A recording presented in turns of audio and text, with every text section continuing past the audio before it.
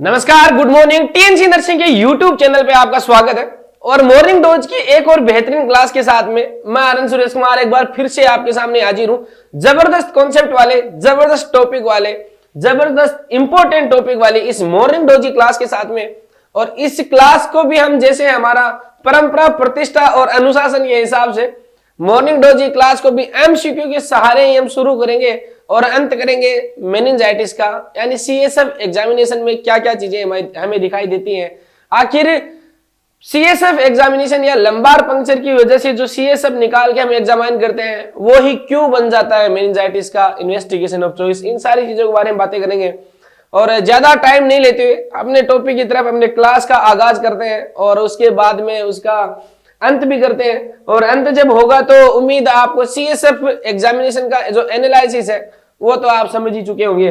और एक सवाल यहां से जरूर बनता है, किसी न किसी एग्जाम में तो बन ही जाता है। नॉर्थ सेट जैसी एग्जाम में, बड़ी एग्जामों में ऐसे सवाल पूछे जाते हैं कि मेनिंजाइटिस का पेशेंट आया है, आपको सस्पेक्टेड है कि ये पेशेंट मेनिंजाइटिस का हो सकता है।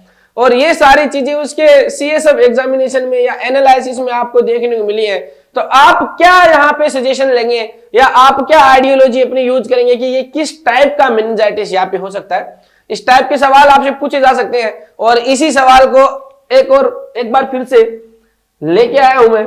चलिए सवाल की तरफ चलते हैं बच्चों, सवाल की तरफ चलते हैं। मॉर्निंग डोज इस क्लास में आज जो हम पढ़ने वाले वो हम पढ़ेंगे सीएसएफ एग्जामिनेशन फॉर मेनिंजाइटिस, कि मेनिंजाइटिस के लिए सीएसएफ एग्जामिनेशन कैसे करते और हमें क्या फाइंडिंग दिखेगी तो हम मान लेंगे कि ये पायोजेनिक मेनिंजाइटिस है, असेप्टिक मेनिंजाइटिस है, फंगल मेनिंजाइटिस है, वायरल मेनिंजाइटिस है या कुछ भी नहीं है। ये सिर्फ एक ढकोसला था, ये सिर्फ नॉर्मल चीजें हैं जो सीएसएफ एग्जामिनेशन के अंदर पाई जाती है। मुझे लगता है थोड़ी सी आवाज मेरा साथ दे नहीं रही है, फटी फटी आवाज मुझे लग रही है, फिर भी कोशिश करते हैं कि ये जैसी भी आवाज आप तक पहुंचा दी जाए। थोड़ा सा मैं हाइड्रेट कर लेता हूं मेरे गले को और सवाल भी आपके नजर के सामने पटक देता हूं।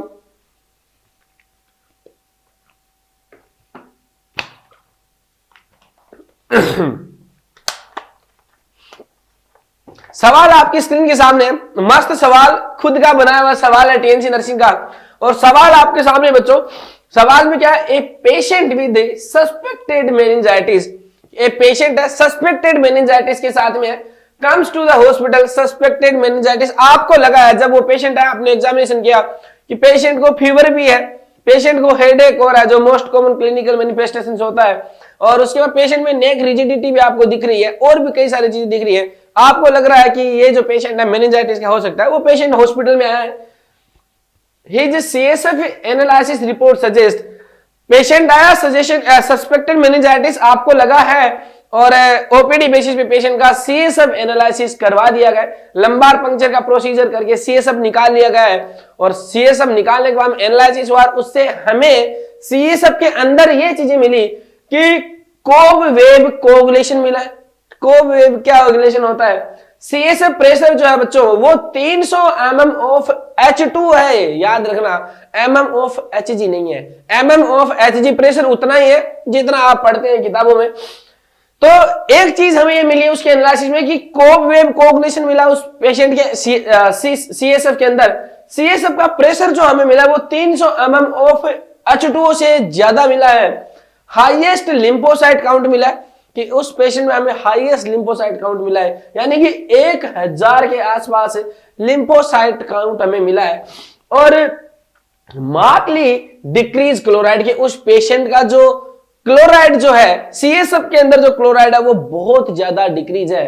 ये चीजें हमें देखने मिली। एक चीज मिली है कोब वेल कोगुलेशन, दूसरी चीज मिली है कि सीएसएफ का प्रेशर 300 mm ऑफ H2O से ज्यादा है, हाईएस्ट लिम्फोसाइट काउंट 1000 तक पहुंच चुके हैं, मार्कली डिक्रीज क्लोराइड। ये चार चीजें आपको देखने को मिली है। और इसमें से मैन जिस चीज के ऊपर आपको फोकस करना है वो किस चीज के ऊपर फोकस करोगे, यानी कि ये जो दो फाइंडिंग फर्स्ट वाली आपको दिख रही है, कोब वेब कोगुलेशन और CSF pressure more than 300 mm of H2O, दो मैनिफेस्टेशन ऐसे हैं जो आपको पहुंचा सकते हैं सही जगह पे, सही डायग्नोसिस तक आपको पहुंचा सकते हैं। आपको ये पता होना चाहिए।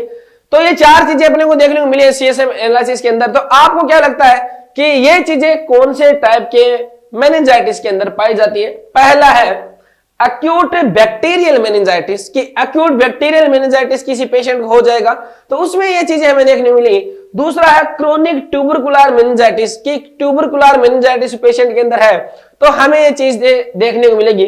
तीसरा ऑप्शन है बच्चों की वायरल मेनिंजाइटिस उस पेशेंट को हो चुका है, और जैसे ही वायरल मेनिंजाइटिस होता है उस पेशेंट के अंदर ये सारी चीजें देखने को मिलती है। और ऑप्शन नंबर 4 ये कि भाई ये जो चीजें आपको दिख रही है, कोवेव कोगुलम मिल रहा है आपको, सीएस प्रेशर आपको 300 से ज्यादा मिल रहा है, क्लोराइड बहुत कमजोर आपको मिल रहे हैं, लिम्फोसाइट बहुत बड़े हुए मिल रहे हैं, तो आपके सामने ये बातें रख रहे हैं कि ये तो नॉर्मल चीजें, आपको दिलासा दिया जा रहा है। तो आपको क्या लगता है इन चारों में से क्या चीजें सही हो सकती है, क्या ऑप्शन सही हो सकता है? आखिर कैसे सीएसएफ एनालिसिस में इतनी चीजें मिल जाती हैं, इस चीज का निस्तारण अब करेंगे। और उससे पहले थोड़ा सा आपका एक पृष्ठभूमि तैयार करना जरूरी है, और मेनिंजाइटिस के लिए थोड़ी सी पृष्ठभूमि में तैयार कर देता हूं। मेनिंजाइटिस जिन बच्चों को नहीं पता है बच्चों, मेनिंजाइटिस जो है ये एक बहुत ही सीरियस टाइप का इन्फेक्शन होता है, जो कोज हो सकता है किसी भी बैक्टीरियल, वायरल या फंगल कारण की वजह से ये आपका कोज हो सकता है यहाँ पे। और यहाँ पे देखिए ये जो मेनिंजाइटिस जो है ये क्या है, इन्फ्लामेशन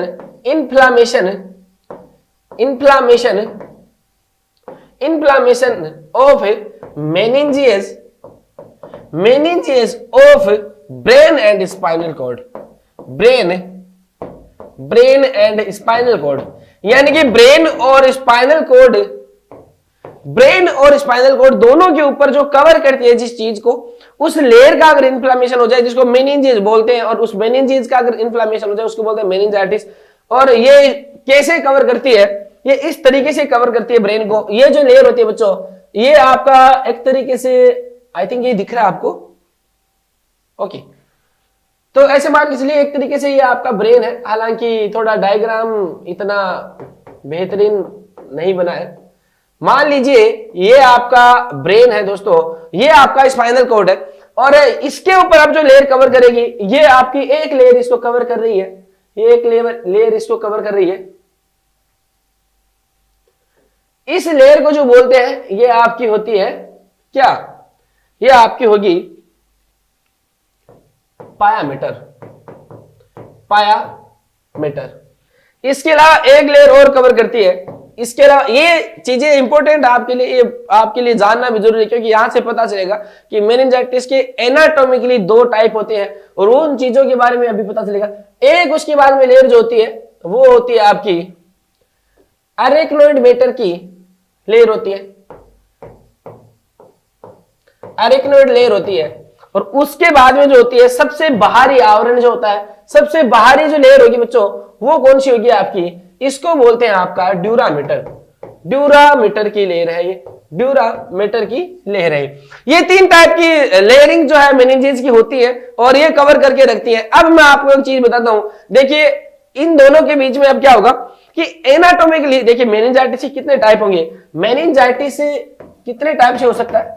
मेनिंजाइटिस हम 2 तरीके से मेनली देखते हैं बच्चों, और 2 तरीके से कैसे होगा, एक होगा एनाटॉमिकली मेनिंजाइटिस देखते हैं, और जिसमें हम 2 चीजें देखते हैं बच्चों, एक देखते हैं हमें पेकी मेनिंजाइटिस, और एक होता आपका लेप्टोमेनिंजाइटिस। एनाटॉमिकली ये 2 चीजें देखते हैं। और अगर माइक्रोबायोलॉजिकली हम देखेंगे तो यहां पे जो है आपका देख सकते हैं बच्चों, बैक्टीरियल बोल सकते हैं, बैक्टीरियल मेनिंजाइटिस होगा, आपका वायरल मेनिंजाइटिस हो सकता है, आपका फंगल मेनिंजाइटिस हो सकता है, ये यहां पे आपको देखने को मिल सकते हैं। तो पेकी मेनिंजाइटिस जो होता है वो क्या होता है बच्चों, अगर आपका मेनिंजाइटिस जो है आपका ड्यूरामीटर जो लेयर है आपकी, जो सबसे बाहर वाली लेयर है, याद देख लीजिए, इस ड्यूरामीटर का अगर इन्फ्लामेशन हो जाएगा तो उसको क्या बोलते हैं बच्चों, उसको बोलते हैं आपका पेकी मेनिंजाइटिस। क्या बोलते हैं, पेकी मेनिंजाइटिस बोलते हैं। और यहीं पे अगर आपके पास में आपका इन्फ्लामेशन अगर हो जाए, अगर इन्फ्लामेशन जो है वो अरेक्नोइड और पायामीटर की जो लेयर है, अरेक्नोइड और पायामीटर वाली लेयर है, अगर इसका इन्फ्लामेशन हो जाए तो उसको बोलते हैं लेप्टोमेनिंजाइटिस। मेनिंजाइटिस। हालांकि आप कई जगह देखेंगे ये आपको सिर्फ एक ही लेयर का इन्वॉल्वमेंट दिखाते हैं, वो कहीं पे पायामीटर का दिखा देंगे या अरेक्नोमीटर का, पर दोनों लेयर को ही इसमें इंक्लूड किया जाता है। तो एनाटॉमिकली दो टाइप का मेनिंजाइटिस आपके पास में होता है, एक पेकी मेनिंजाइटिस होता है, एक आपका होता है लेप्टोमेनिंजाइटिस। बैक्टीरियोलॉजिकली कैसे होगा या माइक्रोबायोलॉजिकली कैसे होगा बच्चों, देखिए बैक्टीरियल मेनिंजाइटिस जो है, सबसे पहले मैं आपको बता देता हूं बैक्टीरियल, और एक चीज और बता देता हूं मेनिंजाइटिस का, देखिए कोई भी इंफेक्शन अपनी बॉडी में होता है, कोई भी इंफेक्शन अगर अपनी बॉडी में, तो कोई ना कोई उसका सोर्स तो होता है, एक रूट तो होता है। तो मेनिंजाइटिस का मोस्ट कॉमन रूट कौन सा होता है, यहां से एमसीक्यू बन सकता है, एमसीक्यू यहां से बन सकता है, और एमसीक्यू कौन सा बन सकता है, most common route of transmission of meningitis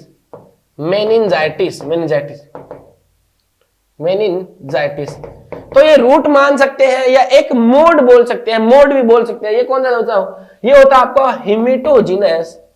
हिमेटोजिनस mode, या आप इसको रूट बोल सकते हैं या इसको ट्रांसमिशन बोल सकते हैं।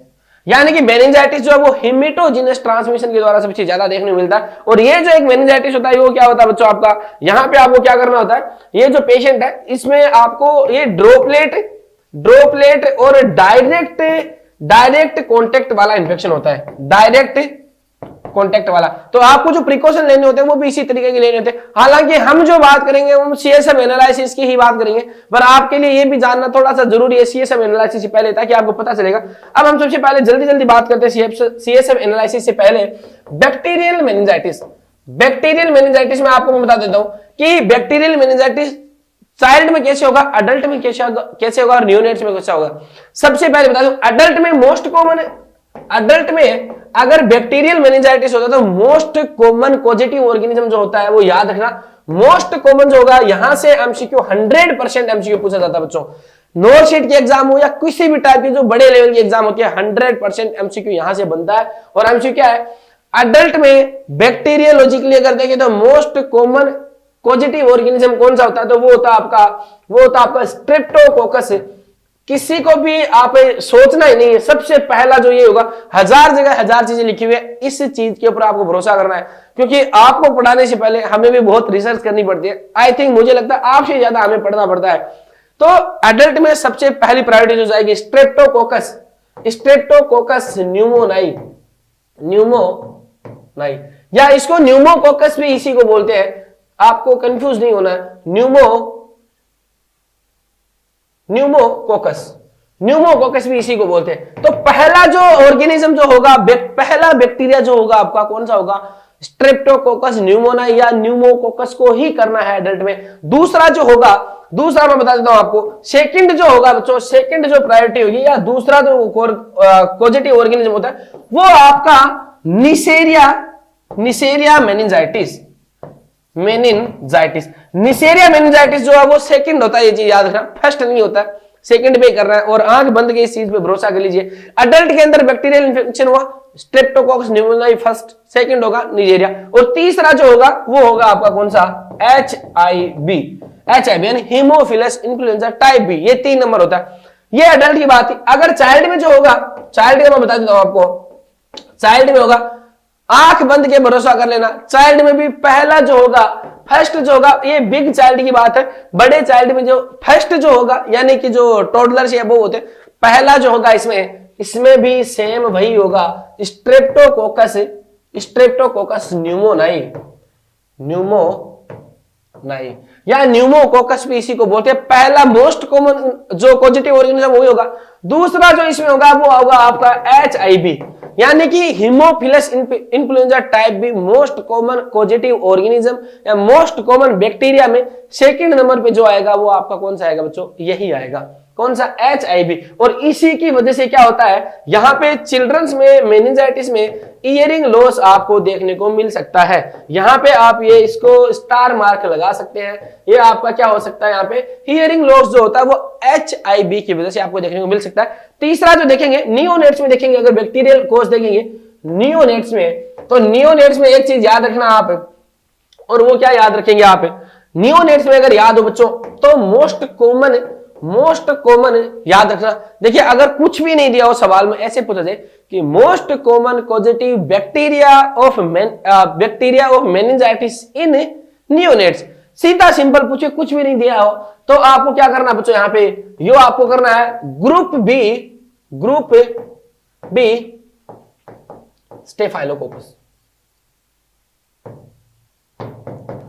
ग्रुप बी स्टेफाइलोकोकस करना है। और अगर यहां पे आपको ऐसे पूछा जाए कि ग्लोबली जो है, ग्लोबली यानी कि पूरे विश्व के अंदर जो पूछा जाएगा, कि पूरी दुनिया के अंदर जो जाएगा तो भी यही जाएगा। और अगर इंडिया की बात करेंगे कि सिर्फ इंडिया में, यानी most common causative bacteria in neonates of meningitis, तो इंडिया में कौन सा आएगा बच्चों, इंडिया में जो आएगा वो आपको क्लेब्सिला आएगा। कौन सा आएगा, क्लेब्सिला। तो इंडिया में सबसे ज्यादा जो घुमा हुआ जो होता है वो आपका क्लेब्सिला होता है यहां पे।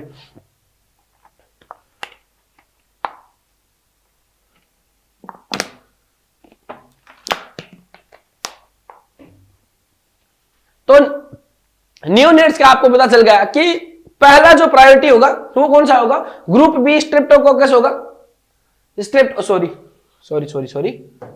स्टेफाइलोकोकस नहीं होता, ग्रुप बी स्ट्रेप्टोकोकस ही होता है। तो पहला जो होगा नियोनेट्स में जो होगा ग्रुप बी स्ट्रेप्टोकोकस होता है। और सेकंड जो होता है वो आपको क्लेब्सिला करना है, क्लेब्सिला। और एक चीज और बता देता हूं मैं, हालांकि आपको हो सकता है कि आने वाले 1, 2, 3 साल के बाद में अगर आप मेरी क्लास देख रहे हैं, जब आज की डेट की मैं आपको डाटा बता रहा हूं, अगर आने वाले टाइम में अगर आप क्लास देखें तो हो सकता है यहाँ पे दूसरा बैक्टीरिया भी आ जाए, क्योंकि नियोनेट्स के अंदर जो है वो इन्फेक्शन के जो सोर्स होते हैं वो चेंज होते रहते हैं। कभी क्लेब्सिला आपको देखेगा, कभी आपको कंपाइलोबैक्टर देखने को मिलेगा, कभी आपको ग्रुप बी स्ट्रेप्टोकोकस आपको देखने को मिलेगा।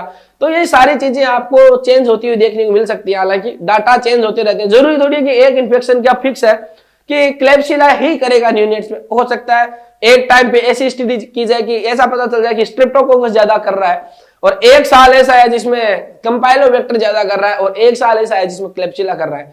तो फिलहाल इंडिया के सोर्स, अपने फिलहाल के डाटा के हिसाब से वर्ल्ड वाइड जितना सबसे ज्यादा जो कर रहा है वो ग्रुप बी कर रहा है, और इंडिया में जो कर रहा है वो क्लेब्सिला कर रहा है। और ओवरऑल सवाल आए, पूछा जाए ओवरऑल, तो आपको सीधा सीधा अभी इस 1-1.5 साल के अंदर अंदर अगर आप देख रहे हैं तो आपको जो राइट आंसर करना है वो ग्रुप बी स्ट्रेप्टोकोकस आपको राइट आंसर करना है। तो ये बैक्टीरिया की बात थी। वायरस की अगर बात करें, वायरस की बात करें तो मोस्ट कॉमन वायरस जो होगा बच्चों वो कौन सा होगा आपका, एंटेरोवायरस, सॉरी, मोस्ट कॉमन जो होगा वो आपका होगा एंटेरोवायरस। एंटेरोवायरस जो है वो होता है। और एक चीज और मैं बता देता हूं आपको इधर ही कि बैक्टीरियल मेनिंजाइटिस जो है,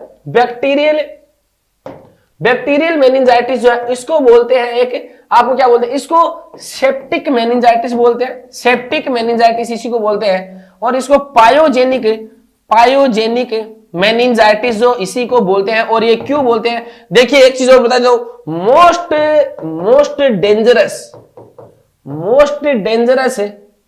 और मोस्ट लीथल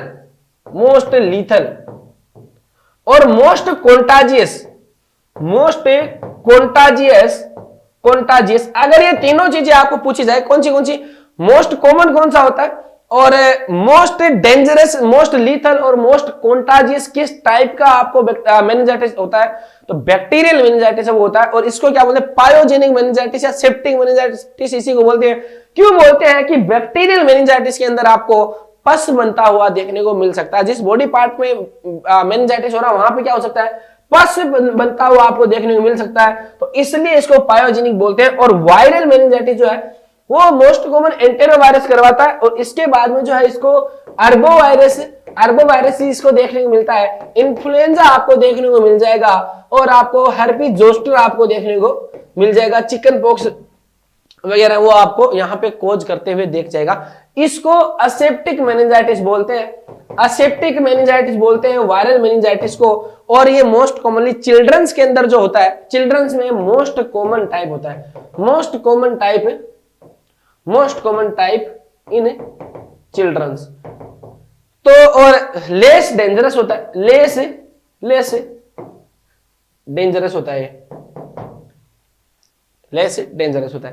तो ये इनकी बात थी किसकी, आपके वायरस की बात थी। और अब हम चलते हैं सीएसएफ एनालिसिस की तरफ कि सीएसएफ एनालिसिस के अंदर आप हमें कैसी चीजें आप देखने को मिलेगी। सवाल की तरफ चलते हैं बच्चों।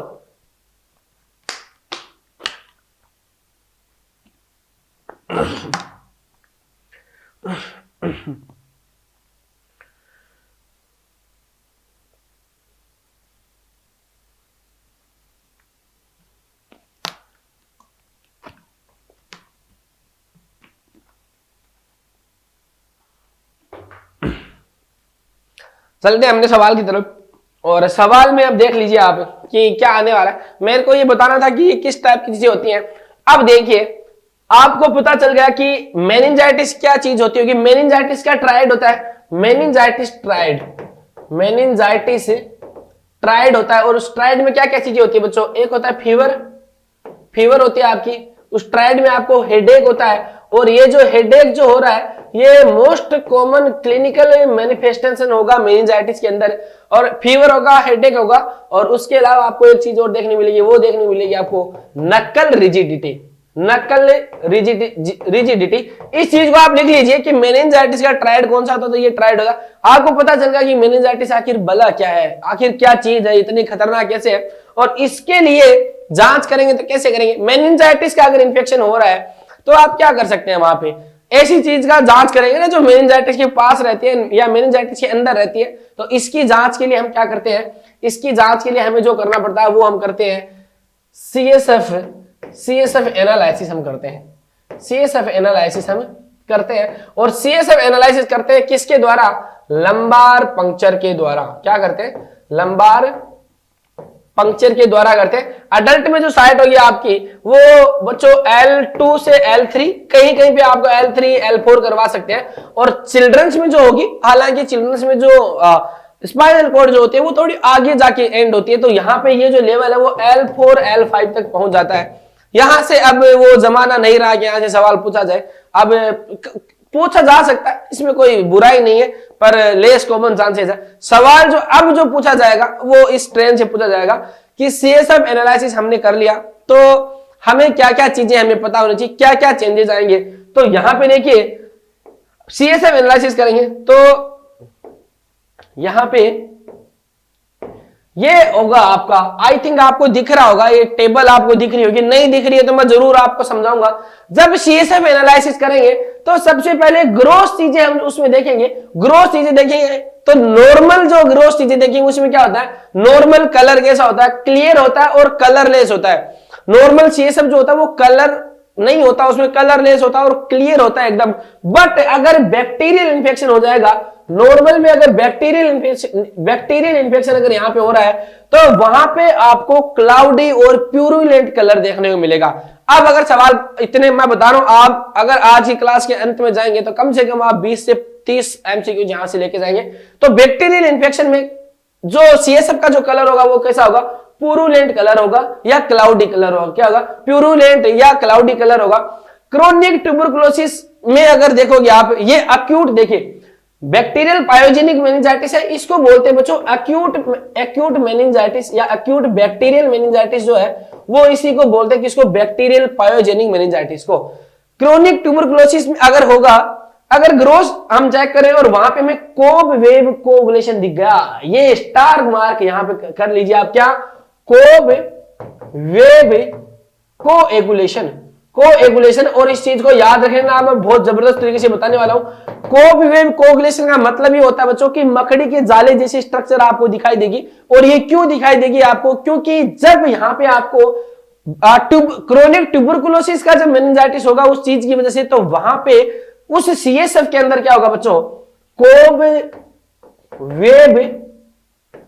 वेव का मतलब ये होगा कि यहां पे स्पाइडर लाइक आपको जाला देखने है, मकड़ी का जाला जैसे होता है वैसी स्ट्रक्चर आपको देखने मिलेगी। क्योंकि due to presence of fibrin, ये याद रख लेना। और यहां से अब एक जबरदस्त एमसीक्यूज मैं आपको बताने वाला हूं।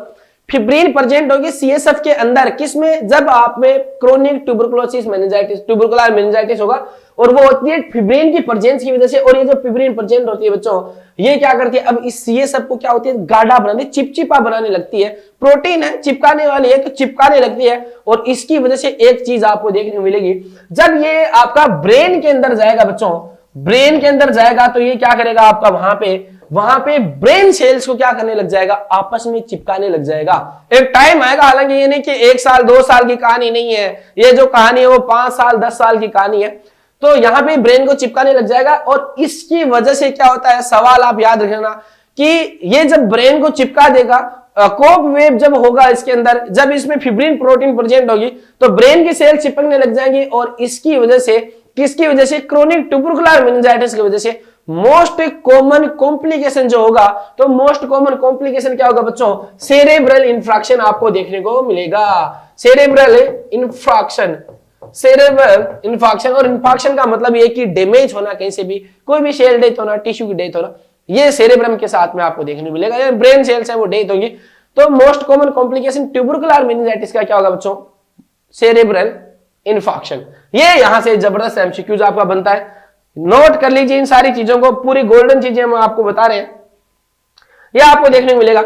इसके बाद में देख लीजिए क्लाउडी और पुरुलेंट कलर बैक्टीरियल मेनिंजाइटिस में, क्रोनिक ट्यूबरकुलर मेनिंजाइटिस में आपको कोव वेव कोगुलम आपको देखने को मिलेगा, ड्यू टू फिब्रिन यहां पे लिखा हुआ भी है। और वायरल मेनिंजाइटिस जब होगा तो क्लियर होगा, तो ये आपको समझ में आएगा कि बैक्टीरियल होगा तो पुरुलेंट कलर होगा या क्लाउडी कलर होगा, और क्रोनिक बैक्टीरियल मेनिंजाइटिस में क्रोनिक ट्यूबरकुलर मेनिंजाइटिस में कोव वेव देखने को मिलता है, और वायरल जब होगा तो वहां पे क्या होगा, क्लियर होगा।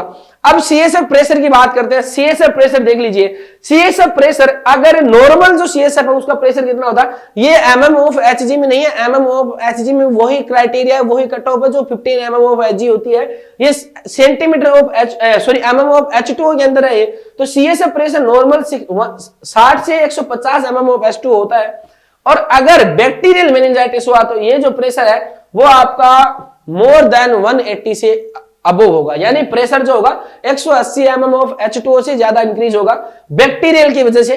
अगर वहां पे क्रोनिक ट्यूबरकुलर मेनिंजाइटिस हुआ तो सबसे ज्यादा देखिए हाईएस्ट सीएसएफ प्रेशर किस टाइप के मेनिंजाइटिस में आपको देखने को मिलता है, तो क्रोनिक ट्यूबरकुलर मेनिंजाइटिस में सबसे ज्यादा आपको देखने को मिलता है। और कौन कितना देखने को मिलता है, more than 300 MM of H2O। तो सीएसएफ प्रेशर सबसे ज्यादा आपको देखने को मिलेगा किसमें, ट्यूबरकुलर मेनिंजाइटिस में, कितना, 300 एमएम ऑफ H2O से ज्यादा। ये देख लीजिए, दो चीजें आपने हमारे सवाल में जो थी, एक था हमारे सवाल में कोव वेव कोगुलम आपको देखने को मिल गया किसमें, ट्यूबरकुलोसिस में। दूसरा था हमारा कि सबसे ज्यादा जो इंक्रीज होता है क्या, आपका प्रेशर जो होता है वो सबसे ज्यादा एलिवेट होता है किसका, ट्यूबरकुलर का, 300 से ज्यादा। और वायरल में जो प्रेशर होगा वो क्रोनिक ट्यूबरकुलर से कम होगा और बैक्टीरियल से ज्यादा होगा। ये कितना होगा, 250 एमएम ऑफ H2O होगा। इसके बाद में सेल्स जो होंगी, सेल्स जो होती हैं वो कौन सी होती हैं आपकी, सेल्स आपकी लिम्फोसाइट सेल, लिम्फोसाइट सेल जो 0 से 5 होती है, यानी बहुत होती है, और माइक्रोन लीटर है। क्या है, म्यू एल का मतलब होगा माइक्रोन लीटर। नॉर्मली 0 से 5 होती है, यानी न के बराबर। एक तरीके से अगर यहाँ पे बैक्टीरियल मेनिंजाइटिस हुआ या पायोजेनिक मेनिंजाइटिस हुआ तो ये जो है वो न्यूट्रोफिल जो है वो 1000 से आपका 1 लाख के तक आपको ये बढ़ी हुई देखने मिलेगी। ये न्यूट्रोफिल की बात है। लिम्फोसाइट जो होंगे मोनोन्यूक्लियर सेल्स है, या लिम्फोसाइट जो है वो कितनी होती है, ये आपकी अगर क्रोनिक ट्यूबरकुलर हुआ तो वहां पे 100 से 1000 तक आपको बढ़ी हुई देखने मिलेगी। कितनी, 100 से 1000 तक लिम्फोसाइट्स आपको इंक्रीज मिलती है। और वायरल मेनिंजाइटिस हुआ तो उसमें लिम्फोसाइट जो है वो 10 से 100 देखने मिलती है। तो सबसे ज्यादा जो लिम्फोसाइट्स भी है जो वो भी अगर आपको बढ़ी हुई देखने मिलेगी तो वो किस में देखने मिलेगी आपको, ट्यूबरकुलर मेनिंजाइटिस में। और एक चीज बता देता हूं मैं आपको,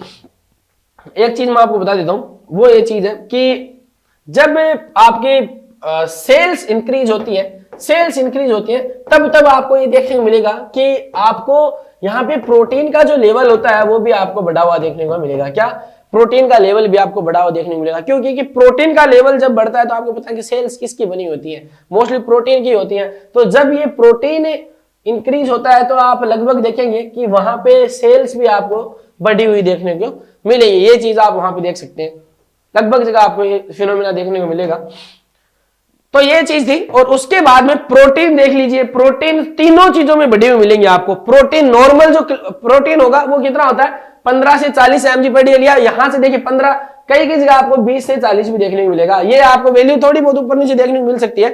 नॉर्मली जो होगा प्रेशर प्रोटीन जो होगा वो कितना होगा बच्चों 20 से 40 नॉर्मल होता है। अगर आपका बैक्टीरियल है तो ये आपको इंक्रीज होगा। सबसे ज्यादा प्रोटीन किस टाइप के मेनिंजाइटिस में बढ़ी हुई देखने मिलेगी? ये सवाल आपके एमसीक्यू बने कि highest level of protein seen in which type of meningitis. तो बैक्टीरियल मेनिंजाइटिस में सबसे ज्यादा आपको देखने को मिलेगा, क्योंकि बैक्टीरिया की फेवरेट डिश जो होती है वो क्या होती है आपकी ग्लूकोज होती है। ग्लूकोज खा के अपना काम चलाते हैं। और 2 नंबर पे किसका होगा आपका इसका। और सबसे कम जो प्रोटीन जो देखने को मिलेगी नॉर्मल से थोड़ी सी एलिवेट देखने को मिलेगी किसमें वायरस में, क्योंकि वायरस जो है वो प्रोटीन के ऊपर जिंदा नहीं रहते, उनको कुछ और चीजें नाइट्रेट वगैरह होते हैं उनके ऊपर वो जिंदा रहते हैं, वो उनका स्टेपल फूड की तरह होता है, उसको ज्यादा यूज में वो लेते हैं। तो यहाँ पे सबसे ज्यादा जो प्रोटीन इंक्रीज होगी वो बैक्टीरियल मेनिंजाइटिस में होगी। ग्लूकोज का मैंने बता दिया, ये ग्लूकोज का था सॉरी, और इसके बाद में प्रोटीन का था सॉरी मैं थोड़ा सा स्लिप ऑफ टंग हो गया। ये प्रोटीन का मैं आपको बता रहा था कि प्रोटीन यहाँ पे बढ़ी हुई मिलेगी, जिसे मैंने सेल वाला कॉन्सेप्ट बताया था। उसके बाद में मैंने ग्लूकोज वाला बताया। तो ग्लूकोज कम होने का मतलब है कि बैक्टीरिया ज्यादा खा रहे हैं, यानी बैक्टीरिया की फेवरेट डिश होगी। इसका मतलब क्या ग्लूकोज कम मिलेगा आपको। तो सबसे कम जो लेवल मिलेगा ग्लूकोज का वो बैक्टीरियल मेनिंजाइटिस में आपको मिलेगा। बैक्टीरिया पाए ये देख लीजिए यहाँ पे मार्कली डिक्रीज आपको लेवल देखने को मिलेगा। तो ये किसमें आपको बैक्टीरियल मेनिंजाइटिस में आपको देखने को मिलेगा। और इसके अलावा क्रोनिक ट्यूबरकुलर में भी कम देखने को मिलेगा, कम होगा हालांकि बहुत ज्यादा कम नहीं होगा। और इसके अलावा वायरस में देख लीजिए, मैंने बताया था कि वायरस जो है वो ग्लूकोज के ऊपर डिपेंड रहते नहीं, वो नाइट्रेट वगैरह के ऊपर डिपेंड रहते हैं। तो इसमें देख लीजिए ये सबसे इंपॉर्टेंट चीज है कि वायरस का इंफेक्शन हो रहा है, या ऐसी आपको फाइंडिंग दे दे कि बहुत सारी आपको वैल्यूज दे दे, ले वैल्यूज, उसमें बता दे कि ग्लूकोज जो वो नॉर्मल है। तो वायरस के अंदर जो ग्लूकोज नॉर्मल होगा, कि वायरस जो है वो ग्लूकोज का यूज करते नहीं है, वो नाइट्रेट वगैरह के ऊपर जिंदा रहते हैं। इसके अलावा क्लोराइड आयन जो है, क्लोराइड आयन जो है दोस्तों वो देख लीजिए नॉर्मल होंगे जो 116 से 122 मिली इक्विवेलेंट पर लीटर होंगे।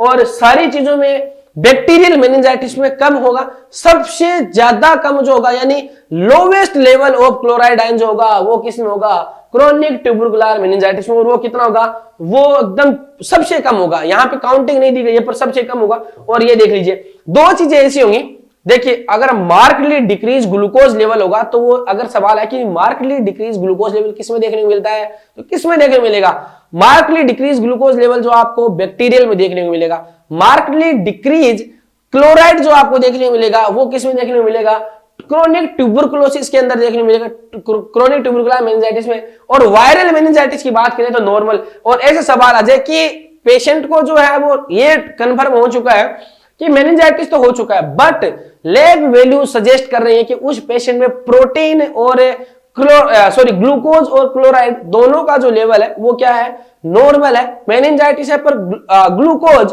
और क्लोराइड दोनों का लेवल नॉर्मल है। तो ये कौन से टाइप का आपका मेनिंजाइटिस हो सकता है? तो वायरल मेनिंजाइटिस में दोनों चीजें नॉर्मल देखने को मिलेंगी आपको। यहां पे ये चीजें आपको देखने को मिल रही हैं।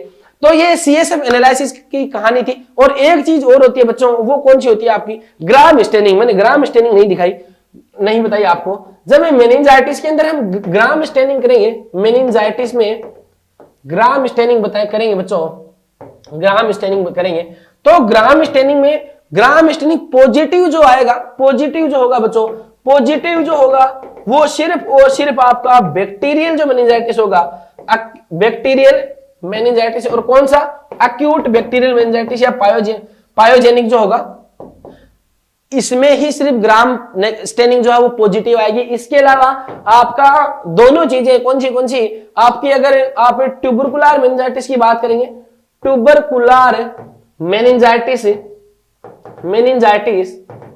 और दूसरी जो चीज होगी वो आपकी कौन सी वायरल मेनिंजाइटिस।